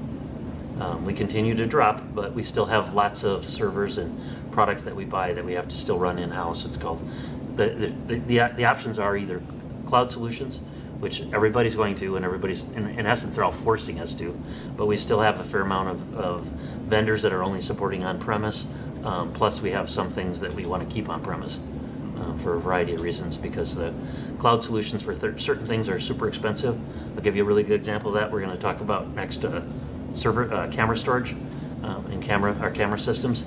Those are not cost effective to put into the cloud because there's so much volume of storage on it that it's cheaper to build an on-premise server and maintain that to store camera data like the cameras for this room, the security cameras and the like. Okay, I think Alder Hennig, you had a question? So the Yes, sir. total project cost is like 200,000 then, with our share being 60,000? Or is it that the total was 60 and we would take 32% of 60? No, your portion is 60. Yeah, okay. Yeah, I think a lot of the, when we look at these things, I look at usually either I try to do it as effectively as possible. And so I look at who's got the most servers, who's got the most desk clients. It depends on what project I'm doing. Some of the projects are really licensed by employee count, and some of them are by servers. But this one, Marathon County will fund 36% of it. City and North Central will fund 32% of it. That's on the last line of the first paragraph. Yeah, that's perfect. Okay, any other questions on server licensing? All Okay, right. next one. I'm not sure what order these got. I don't know if these match the order of the priorities. They may. I'm not sure how they did that. The next one is our Nutanix environment. So Yes. we run a law enforcement system that does, it's called Superion. We've had it for about 10 years, and it runs on-premise. That's not a cloud solution. When we bought that product, it wasn't even available as a cloud solution. It is, the vendor is now selling other solutions that are all cloud-based. But we're continuing to run that on a server platform. Because of what it does, we need a high availability environment. So we bought a server cluster. We bought 2 of them. We have one of them running at the courthouse, and then one of them running in Antigo at the North Central Healthcare Data Center. We lease a small amount of space in their server environment in Antigo. That's their disaster recovery site as well. So North Central Healthcare, which is out by Fleet Farm, they run a data center at their campus in Antigo, and we have the other half of our law enforcement environment sits out there. We lease fiber from here all the way to Antigo, and we share the cost of that with Tech College. And that system is at end of life in 27. So that's an expensive system. It's not. I'm not kidding you. We have a fair amount of cost with that. So we divided that cost up just between the city and the county, not North Central, because it's just law enforcement. So the main users of that are the Sheriff's Department, the Wausau Police Department, Mountain Bay Metro, and then we also remember the county dispatches for every law enforcement agency, all 11 law enforcement agencies in the county. And then a couple of them also do records on that system. Coronawetter, so Mountain Bay, so it's the Sheriff and Wausau PD are by far the largest users. The next biggest user is Mountain Bay Metro. And then after that, it gets quite smaller quickly. You got Coronawetter, Mosinee Police Department, Spencer Police Department, and then Marathon City and Athens and Stratford all have a separate record system, their own small record system, but we dispatch for them. So the software that's in the squads, we have 128 squad cars on the road in Marathon County between all of those agencies. And the Superion system has 3 kind of big environments: dispatch, jail, and records. And part of dispatch is the mobile client, the piece that sits out in the squad. So that Nutanix environment is 6 years old and it's at end of support. So we need to replace the hardware for that system next year. And so your portion, the city's portion of that is $113,000, and then the county has the rest of it, 60% of it. So your portion of it is 40% of the $270,000. And then I submitted CIP requests to the county for the others, with the 60% of the balance of that. So that's since this runs all of the dispatch countywide, this is a highly critical system. This is a high critical system, and it is end of support next year. Yeah. Yep. Questions? All right, moving on. Okay, next system is our camera system. We have a lot of camera systems. This happens to be our security system. This is the fixed cameras that we have in all of our buildings. So all the entrances to all of the city buildings, the parking ramps each have about 25-ish cameras in them. In this building, there's cameras in the hallways, there's cameras at the entrances. There's a camera in this room that's just a security camera that's, I don't remember where it is in this room. It's sitting in the corner of this one. Is it right above you? Oh, there it is. Yeah, thanks. Oh, there it I is. was like, where is it? The So other many cameras in here are So for many the- cameras, you forget which one to look Yeah. at. And then, of course, the jail has, 120 some cameras just in the jail and then the courthouse. So we use that same camera system, Genetech. We use the security camera system for as many city properties as we can. And at the courthouse, at Lakeview, and then North Central Healthcare, nursing home and the like. We have, the last time I looked, we think we had 545 cameras in that system. So it's a big system, and the archive environment for it is at end of support. And so this is also a critical environment because it's at end of support in 27. The city's portion of that is 36.5. 5,000, and so. Yep, and I think if I recall, I divided this one up by who owns which cameras. Okay, and that's something, like I said, that's all an in-house system, so we're storing all of the video image from the. We are, security. yep, and this is actually the storage piece of it. This is the archive environment. We actually Okay. use 3 other modules from that vendor. That's our door controls, so we use their door control module environment, and then we also use their HVAC controls. So it manages the communications between all of our heating and ventilation systems. I'm sorry, actually 4. Our parking, the 2 squad cars, the 2 cars that we drive around and do parking with, those use the license plate recognition module from Genetech. So we've had a long-term relationship with Genetech. They're a good product. They just happen to be, we haven't replaced that archive environment in a really long time. Okay. And it's at end of support in 27. Questions? All right. And then, I think that's the last one that's on the list, right? I just want to talk about one other one that's not in here, but it'll be on your 5-year plan. I met with the police chief and the sheriff on Friday. I didn't submit this in here. I need to. I'll work with Season to talk about this because we're not anticipating doing in 27 anything, but in 20, what we want to do is look at replacing the Superion system, which is 10 years old. It's no longer a product that the vendor's really investing in. They're continuing to support it, but they're not putting any of the new technology into there. We had the police chief and the sheriff and I put together a small team to evaluate what that product, how that product's doing, where its limitations are, and what some of the new technologies and new vendors that are out in that space are. We just got that from them.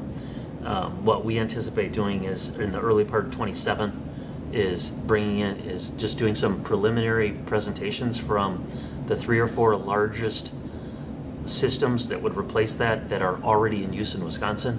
So Motorola is the old Spillman system. That's a pretty popular system in Wisconsin.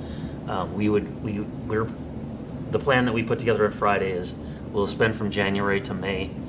We'll look at what other systems are in use in Wisconsin. We'll look at if they address the issues that we're currently having with Superion, and then we would potentially put in a request for 28 to start a project that will probably be a 2.5-year long project. There is 2 ways to look at it. One would be to look at going to the vendor that provides Superion to us today, which is a company called Central Square. They sell 3 big products right now. They have their kind of big pro system that's designed for agencies like us, where we have 11 law enforcement agencies sharing a single system, and we have a jail and dispatch environment to it. They have a really small system that is probably inadequate for us. And then again, I think we'd look at Motorola, which has a lot of presence in Wisconsin. And we would, if we decided to look at Superion, one scenario is we would look at that and say that product's a really good fit. We're gonna negotiate the best replacement license that we can get with the vendor and move to another product from the same vendor, and have them deal with the data conversion. And then the other scenario is to just do a full RFP release and look at those products. You're probably talking about and I haven't gotten any cost estimates on this, but based on what we spent on the last system 10 years ago, I would expect a full replacement of that system to probably be between $4 and $7 million. Okay. And it's a 2.5-year-long project. We're not asking for anything in '27.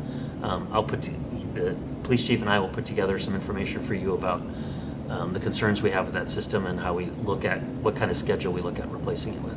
How But would that, didn't quite get to that before this because I just met with them on Friday. yeah, how would that replacement affect our, the Nutanix law enforcement server replacement? Or- Well, we would look at what products are available from them. We'd look at if they have a cloud solution or an on-premise solution. But honestly, what would happen is if we look in '28 at selection, we'd be signing a contract that probably would start 6 months later. It would last, these projects usually take at least 2 years to do. So you'd be probably looking at, getting off of the old system in 2030. One of the things we're hearing from the preliminary information we're hearing from vendors is they're not very effective at moving all your data over as part of the project, doing a data conversion. So one of the things that the vendors seem to be recommending is leave your old system up for a couple of years until most of the data that you need is off of it, and then do a data conversion on a smaller set. So I would anticipate us leaving the Nutanix environment in place until probably 2032, which is then would be at end of life since we're replacing. So that would still, we would still get at least. So it means justifying replacing it in '27 because we'll probably still run it for 5 or 6 years, which So is it- about what those systems last. At the very least, 3 to 5 years of life out of Nutanix. Yep. Yeah, there's no way that we would be able to unplug in the Nutanix environment Yeah. and say 2030. It's just not practical. Going through Workday several years ago, I totally understand how long it takes to transition from one environment to the next. So I could see how doing this replacement now will keep that system up and running until it's the master system. Until we're ready to say, okay, it's To cut over. we've been on this other system for 3 years now. The amount of data conversion is pretty small. Yeah. We'll do that amount of data conversion, and then we'll shut that system down. This is the system we're on right now is the 4th law enforcement system, that the software system that we've had for records since they went from paper to an electronic system. So they were on Clues, and then they went to A.L. Rourke, then they went to Tiburon. We were on Tiburon for I think 11 or 12 years, and we're on Superior right now. We're just pushing 10 right now. So what happened when we went from Clues to A.L. Rourke was we waited a little bit, and then after a year or two, one of the developers that we had at the then data center, Dan Bowen, exported all that stuff into an Access database and said, "Hey, we've lowered the amount of times we need to go look at that data." And then we ran that system for another couple of years just on a kind of very rudimentary archive, because you don't need it very much by that time. No. So then when we did Tiburon, we moved over all of the critical records that we had. For example, any case that's still in motion, you got to move those over. And so we did that when we went from Tiburon to Superior. And I was here for that. That was about 10 years ago. I was not here for the A.L. Rourke thing. Okay. So, any questions on? I know one thing we missed. I don't know if it was the data tagging and data loss prevention. I'm sorry. Yes. Did I miss? I don't know how I missed that one. I was just flipping through the pages. Sorry. I submitted this last year, and it did meet the prioritization. But with the growth in AI right now, hang on, let me get to that right page. Thank you for catching that. Yeah. I appreciate that. All right. Sorry. That's on page 51 of yours. Yes. Sorry. 49. Thank you. We submitted this last year and it didn't rise to the level of prioritization, but as we have more and more people more and more employees using AI, this is becoming more of a critical problem. So right now, the only thing we're doing with looking at data that's coming in and out of our environment is just in attachments to email. There's a lot of better solutions for this right now. The products that we're looking at for this go through our servers and they tag all of the data that we have in it. So we use these things called M&O drives, which is personal drives and then shared department drives. This system that we want to buy, we're down to looking at 2 or 3 vendors that are kind of the key vendors in this space. What they'll do is they'll go out and they'll go through all of the files that we have on a system, and they'll look for any PHI or PII. So they'll look, are there any social security numbers in this Excel file?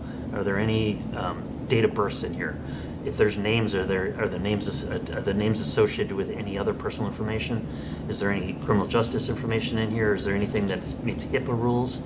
And they'll tag all of the systems, all of the files that we have on all of our servers, and then we can watch where those, we can directly manage how people can move those files around, how they can give them to other people.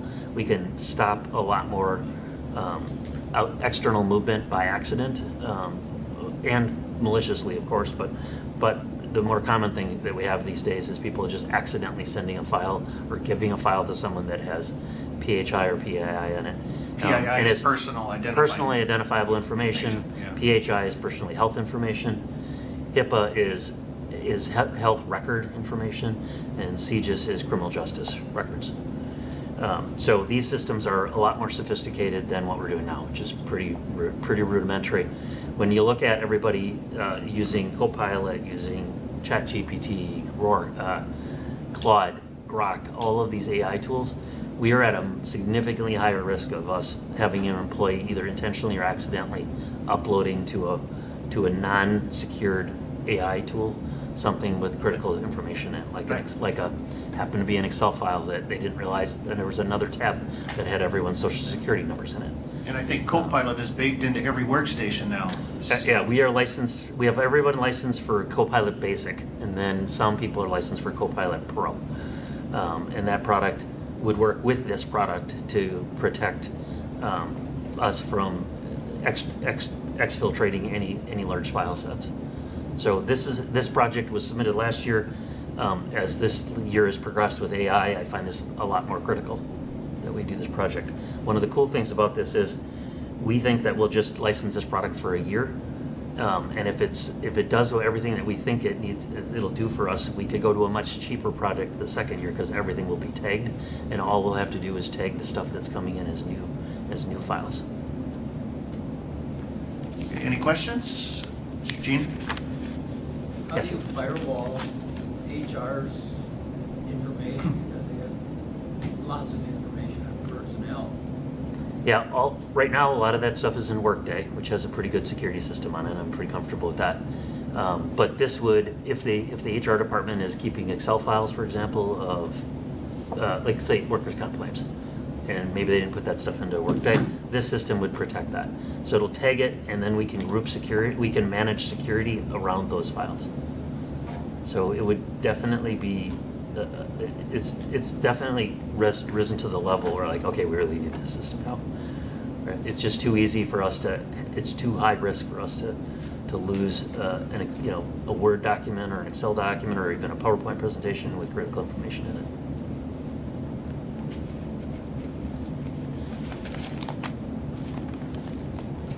Okay, any questions on that? Any other questions? All right, any other, or any of the other CCIT projects? I hope I covered them all. Let me double check. I think so. Yeah, that was the last one that caught my eye on the list here. All projects, yep. Yeah, camera security, data tagging, Microsoft Server 2025, Nutanix, and then of course the DPW stuff. Oh, the other thing I want to mention is just necessarily your problem with CIP, but I just think it'd be helpful for you guys to be aware because of the demand for chips and for the AI data centers are buying from everybody, and some of the tariffs that are going on. The cost for us to replace PCs and laptops is going through the roof. So we had twin 20% increases already in the last 6 months. And the vendors that are making chips are saying that the AI companies, the big AI companies like Anthropic, have basically pre-bought all of the capacity that they have into the end of 28 already. So it's gonna be a huge impact on our PC replacement costs because everything is just going up at a level way past inflation cost. Yeah, are you slowing down the replacement then, or are we just kind of bearing it as best we can, or? Yeah, we haven't gotten to the point where we're gonna decide that. Mary Ann and Susan have gotten some information from me about what the impact is gonna be on our PC replacement costs. So we either have to spend more on that, and Mary Ann is on the call, so she can maybe talk to how she manages that. The other option is to just say, instead of making a 4.5 to 5 year replacement cycle, we go to like a 6 year replacement cycle. But at some point in time, that becomes really problematic, because as we go by what happens when you get into the 6 year cycle, when a department wants to go buy a new software system, they'll be like, hey, we only support Windows 11. We no longer support Windows 10. And so then it forces us into do operating piece on the device Windows operating system upgrades, which are not very cost effective to do. Yeah, exactly. Yeah, so it's not directly a CIP. We used to submit those as CIP, but I mean, just in the big picture of finances, as you guys get into your other discussions, I think it's worth making sure you guys understand that. And I think you're seeing that on your own environments as well when you go out and buy laptops and PCs at home. Oh, yeah. I know, They're getting crazy. Business species, I've seen that. I know exactly what you're talking about. Anything else? Okay, thanks, Jerry. Thank you. I think, I don't know, Mary Ann, do you have anything to add on this? I know you, being remote, you've been kind of behind the scenes. Yeah, sorry. So, we have another meeting scheduled for July 17th, starts at 8 o'clock in the morning. That's when the committee will go over their rankings, the compiled rankings. So between now and then, we would ask you to rank. I believe Susan passed out the rating matrices, and I think you have maybe got an email with them in Excel format or something like that. Is that right? Did everybody get those? Yeah, not yet. The season just indicated Okay. she'll send out an email there to the committee. Okay, With the perfect. ranking in an Excel format, so it makes it a little bit easier Yep, to and I don't- calculate those what- columns. Yes, and then I don't know what due date she gave you as far as when she wanted those back, so she could do that compilation. I have up on the screen, because really there's two big components to our annual CIP. The requests that you have heard today, and then all of our street projects. So this is a listing of the street projects. The infrastructure committee actually prioritizes these requests. Typically, the financing mechanism that the city uses to fund our capital plan is we borrow for 100% of our street projects. So like if we just kind of look at this list proposed for 2027, you can see asphalt overlay is 800,000, concrete repair is 300,000. Typically, we have an annual sidewalk replacement, which I don't see exactly yet. But then we also reconstruct a couple of streets each year. It looks like the proposal for 2027 is Ethel Street in Emerson, and then 17th Avenue from West Thomas to Fleeth, and Sherman to Stewart Avenue. 11th Avenue from West Thomas to Fleeth, and 17th Avenue from Sherman to Stewart Avenue. So we would borrow for 100% of these costs. And then the requests that you have heard today, we fund with cash. Our expected allotment for the 2027 budget would be about $550,000. So you can see competition can be really steep. I know this phase of the budget is always disappointing for the members because there's so little funding available, and the city is kind of in a difficult situation because if you compared us to other governmental entities, specifically cities, you would look that cities would be using their stormwater utility to fund all of their capital, so they wouldn't necessarily have to borrow for that. And then they would be, many communities have gone to a wheel tax to try to help fund at least a portion of their street construction costs. Some communities have done like street lighting fees. And of course, the county uses a big funding source known as sales tax to help support, and they have wheel tax, sales tax and wheel tax to support their capital plans each year. So this, each year it's been getting harder and harder for the city to manage the replacement and maintenance of our capital assets, because we have seen increasing costs, and that came up a couple of times during the presentation, like as we've deferred Sylvan Hills asphalt parking lot, we've seen those costs reflect the increase in supplies and the workforce that, paves those. So, our deferrals just become more expensive each year. So this is a challenging process for the city because of the lack of diversity in our revenue. Yeah. So, Susan, did you have a due date on when you wanted the priorities? I'll put it in the email. Okay, so Susan will put the due date into the Okay. email, I imagine. Do you want it before the Independence Day holiday or after the holiday? Probably After is fine. after is fine, so that would give us Yeah. about 10 days to think about things, and then give you about at least a week to tabulate everything. So, Yeah, and we'll go through, I'd like to go through those airport requests too and make sure that those weren't previously funded in a different year. Every year when John submits his, he tends to go through all of them that are outstanding, and I want to just make sure that he didn't already receive funding for any of those. And then, as you kind of heard, some themes of phasing to try to make our projects more affordable. We have started to phase some projects. yeah, check I know the facilities projects, some of those facilities projects we've phased too, like the Yes. roof replacements, so make sure those are, we're up, that, that facilities is up to, what we've allocated for them in previous years, so. Yeah, and then last year, if you recall, we did move something to debt. That was one of the projects that came before this committee last year was redoing Memorial Park's drive and their parking lot.